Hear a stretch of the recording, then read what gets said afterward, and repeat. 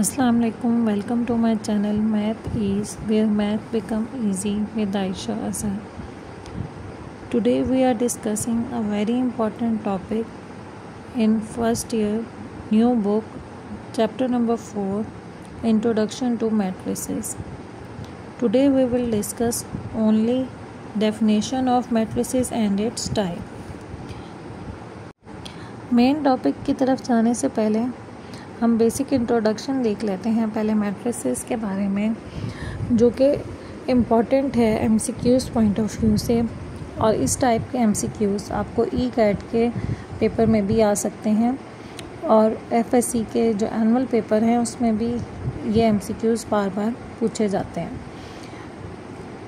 तो ये introduction related है आपके पास कि हमारे पास मैट्रिसेस का कॉन्सेप्ट सबसे पहले किसने दिया।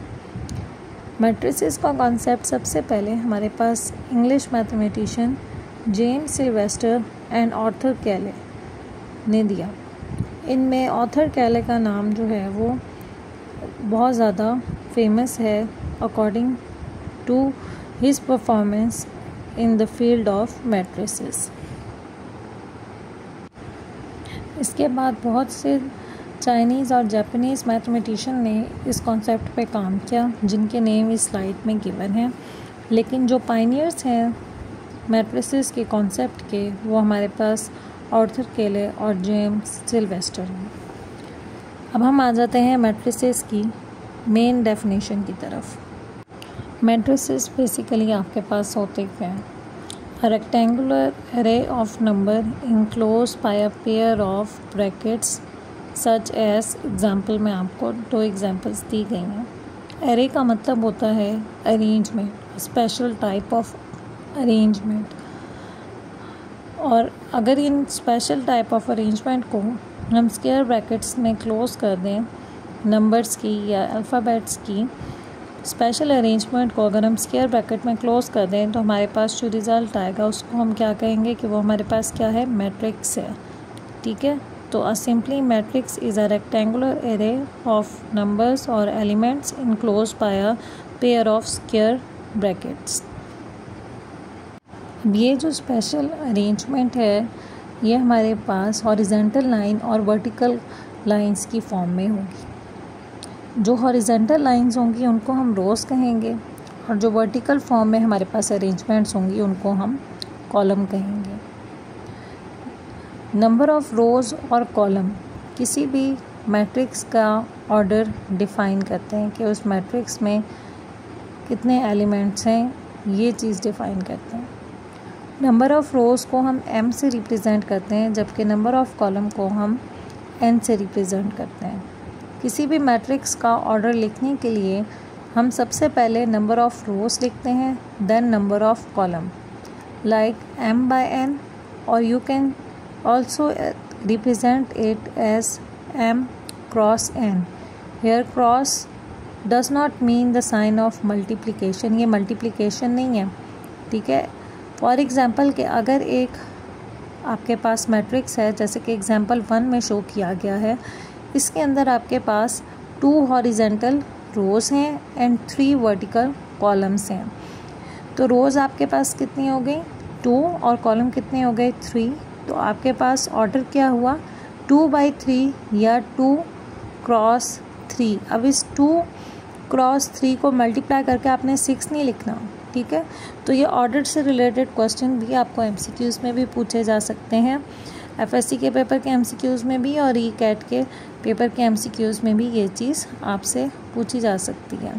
ठीक है, कि एक मैट्रिक्स वो आपको दे सकते हैं और पूछ सकते हैं कि इसका नंबर ऑफ़ रोज़ कितने हैं, इसके नंबर ऑफ़ कॉलम कितने हैं, इसका ऑर्डर क्या है। इस तरह से डिफरेंट क्वेश्चंस आपसे इससे रिलेटेड पूछे जा सकते हैं। शॉर्ट क्वेश्चन में आपको डिफ़ाइन भी आ सकता है। तो आपने जब भी शॉर्ट क्वेश्चन में आपको डेफिनेशन आएगी, आपने उसके साथ एग्जांपल लाजमी जो है वो लिखनी है। नेक्स्ट हम आ जाते हैं टाइप्स ऑफ मैट्रिसेस के ऊपर। उससे पहले हम ये नोट देख लेते हैं।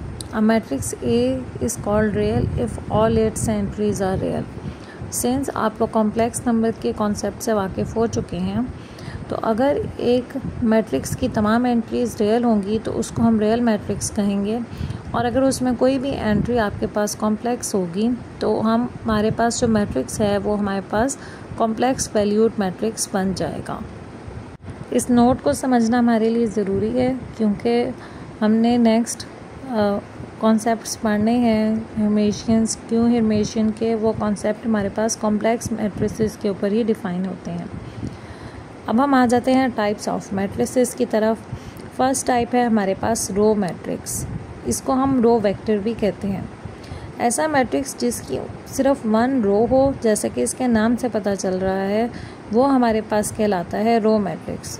नंबर ऑफ़ कॉलम हमारे पास वेरी कर सकते हैं, लेकिन नंबर ऑफ़ रोज सिर्फ हमारे पास वन ही होंगी। इन जनरल इसको हम इसके ऑर्डर को हम 1/n से रिप्रेजेंट करते हैं।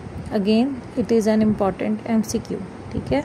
n is the number of column जो कि वेरी करते हैं मैट्रिसेस टू मैट्रिसेस, बट रो इसमें कांस्टेंट 1 ही रहेगी। नेक्स्ट टाइप है हमारे पास कॉलम मैट्रिक्स, जैसे कि इसका नाम शो कर रहा है आपके पास कॉलम मैट्रिक्स, जिसमें ओनली 1 कॉलम होगा।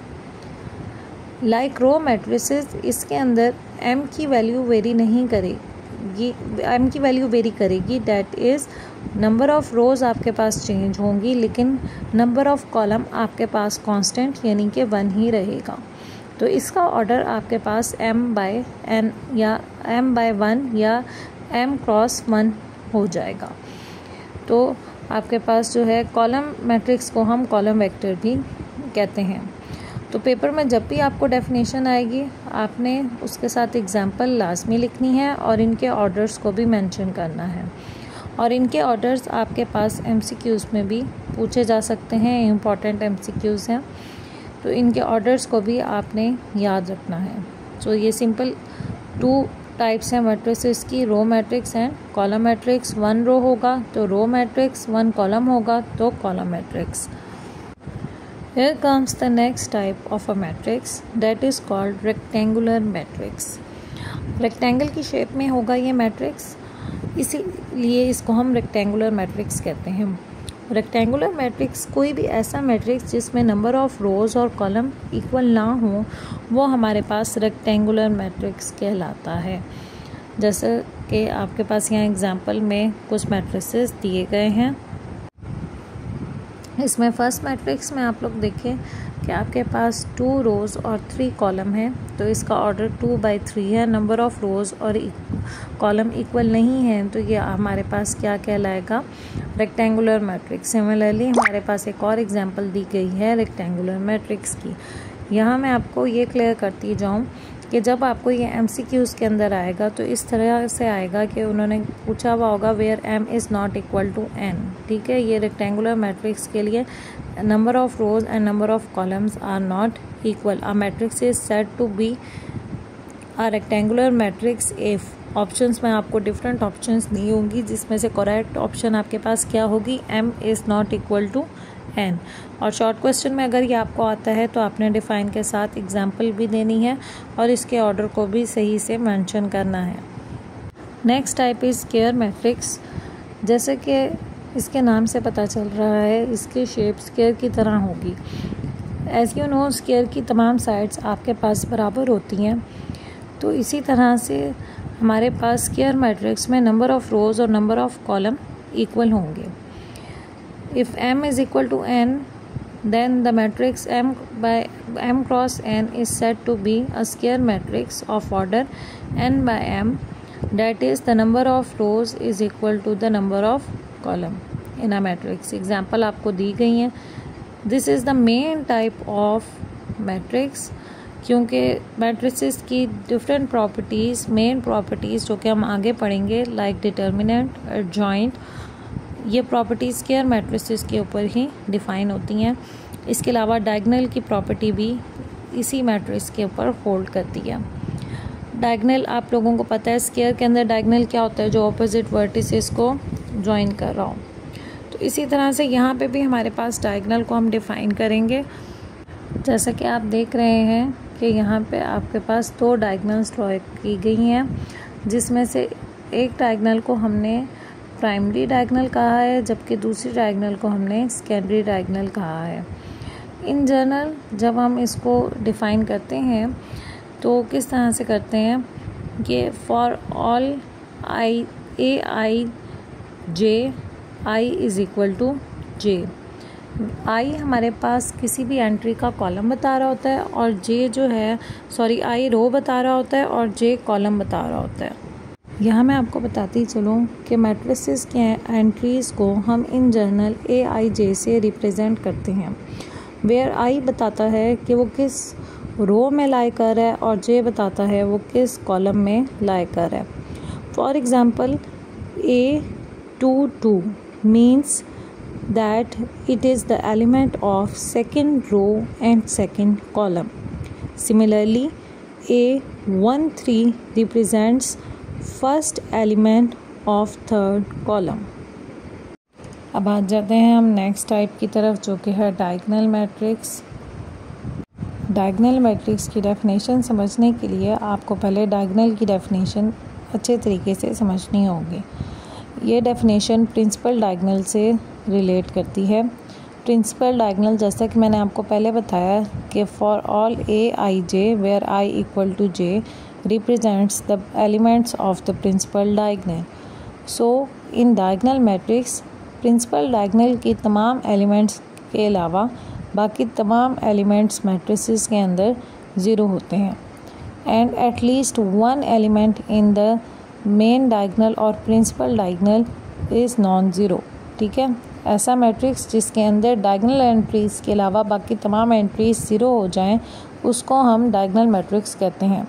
यहाँ पे इसको उन्होंने ए आई जे से रिप्रेजेंट किया हुआ है कि for all A I J is equal to zero for all I not equal to J but at least one A I J is not equal to zero for I equal to J. यानी अगर आई equal to जे होगा तो diagonal का element होगा और diagonal का element होगा तो नॉन ज़ीरो होगा, और अगर आई नॉट इक्वल टू जे होगा तो डायगोनल का एलिमेंट नहीं होगा और उसके लिए वैल्यू आपके पास क्या होगी, ज़ीरो होगी।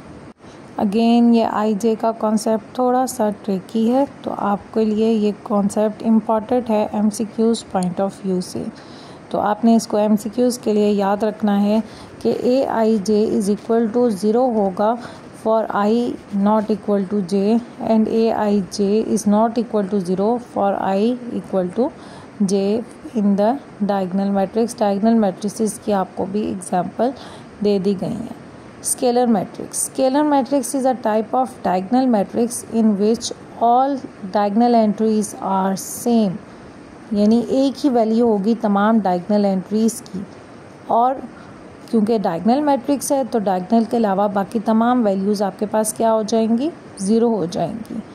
तो इसकी डेफिनेशन सेम डायगोनल मैट्रिक्स की तरह होगी, that all A I J is equal to zero for all I not equal to J and A I J is equal to K. कोई भी आपके पास नॉन ज़ीरो स्केलर हो सकता है कि यहाँ पे। तो ये दोनों डेफिनेशंस आपके पास इम्पॉर्टेंट है एंड शॉर्ट क्वेश्चंस में भी आ सकती हैं और MCQs में भी आपको पूछा जा सकता है। तो आपको जो है ये तमाम डेफिनेशंस जो है वो अच्छे तरीके से आनी चाहिए और MCQs के पॉइंट ऑफ व्यू से भी आनी चाहिए। अगर आपको ऐसे डायगोनल मैट्रिक्स लिखना AIJ की फॉर्म में याद नहीं हो रहा तो आप इसको इस तरह से सिंपल वर्ड्स में भी लिख सकते हैं। डायगोनल मैट्रिक्स के लिए a matrix whose all entries are zero but at least one element in the main diagonal or principal diagonal is non-zero. Similarly, scalar matrix को आप इस तरह से भी डिफाइन कर सकते हैं, a diagonal matrix whose all diagonal entries are same is called a scalar matrix. तो ज़रूरी नहीं है आप उसको AIJ की फॉर्म में ही करें। अगर आपका कॉन्सेप्ट क्लियर है तो आप इसको खुद से भी राइट कर सकते हैं। Now the second last type is unit matrix और आइडेंटिटी मैट्रिक्स। इस मैट्रिक्स को हम आइडेंटिटी मैट्रिक्स इसलिए भी कहते हैं कि ये मैट्रिसेस के लिए मल्टीप्लिकेटिव आइडेंटिटी को डिफ़ाइन करता है। Multiplicative identity of real numbers तो आप जानते ही हैं, ऐसे ही हमारे पास मैट्रिसेस की भी मल्टीप्लिकेटिव आइडेंटिटी ये मैट्रिक्स कहलाता है। सिंपल डेफिनेशन इसकी अगर हम करना चाहें, a scalar matrix whose all diagonal entries are 1 is called a unit matrix और identity matrix। और अगर इसको आप AIJ की फॉर्म में लिखना चाहते हैं तो आप इसको इस तरह से लिखेंगे कि if AIJ is equal to 0 for all I not equal to J and AIJ is equal to 1 for all I equal to J, तो is called a unit matrix और आइडेंटिटी मैट्रिक्स। लास्ट मैट्रिक्स है हमारे पास null matrix या zero matrix. ये matrices की additive identity भी कहलाता है। जैसा कि इसका नाम बता रहा है, नल या ज़ीरो मैट्रिक्स ऐसा मैट्रिक्स जिसकी तमाम एंट्रीज ज़ीरो हो जाएं, वो हमारे पास नल या ज़ीरो मैट्रिक्स कहलाता है। एनी मैट्रिक्स स्क्वायर भी हो सकता है, रेक्टेंगुलर भी हो सकता है, लेकिन यूनिट मैट्रिक्स की प्रॉपर्टी सिर्फ स्क्वायर मैट्रिक्स के ऊपर डिफ़ाइन होती है। So this is the important concept regarding to MCQ's point of view कि नल मैट्रिक्स आपके पास स्क्वायर और रेक्टेंगुलर दोनों हो सकता है, लेकिन यूनिट मैट्रिक्स जस्ट आपके पास एक स्क्वायर मैट्रिक्स होता है। होपफुली आज के कॉन्सेप्ट आपको क्लियर हो गए होंगे और ये वीडियो आपके लिए हेल्पफुल साबित होगी ECAT और आपके बोर्ड के एग्ज़ाम्स के लिए। अगर आपको ये वीडियो पसंद आई है तो इसको लाइक करें और मेरे चैनल को सब्सक्राइब करें फॉर मोर वीडियोस। अल्लाह हाफ़िज़।